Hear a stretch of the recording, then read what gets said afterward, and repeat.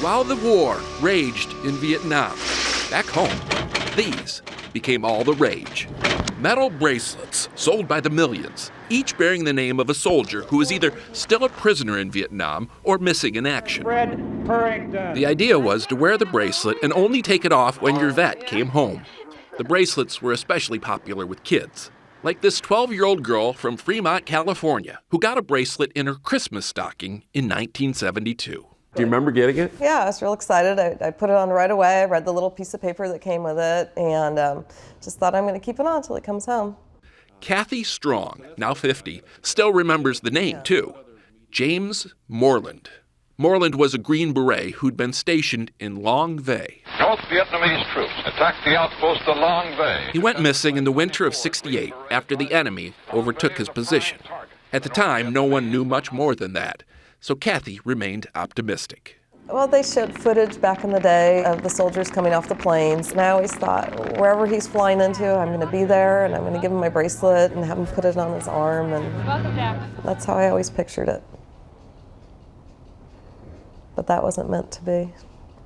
After so many years, it became obvious to even the most hopeful that everyone who could come home alive had come home alive. And so eventually, the bracelets went the way of the pet rock. This is 1976. However, I see it. as her photos can attest, 78. There it is. Kathy wore her bracelet much longer than most. 2001, camping. In fact, James Moreland's name has been on her wrist every day, without exception, for the past 38 years. Never has been off? Nope, I just wanted to keep the promise. At this point, Kathy says keeping the promise means wearing the bracelet until Moreland's remains are found and returned. I knew he had family out there that was, waiting for word, and I thought I'm just going to wait along with him. To have worn his bracelet for so long, we just love her to death. Anita and Linda are James Moreland's sisters and closest surviving relatives. When they heard about Kathy a few years ago, they asked to meet her. She did care, and she still does care. No doubt about that. When you think about someone every day, you just can't help it. It's usually when I have my hands out in front of me, maybe I'm driving the car or typing on the keyboard, and I see that name and I just think, I wonder when he's coming home. She's now been wondering almost 4 decades, but no more. He's finally coming home.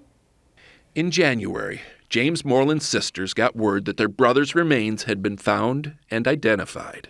In May, he'll be buried here, between their mother and father, in a full military funeral. You're going to go? Yes. You going to take the bracelet off? Yeah. I'm going to remove the bracelet and have it buried with him.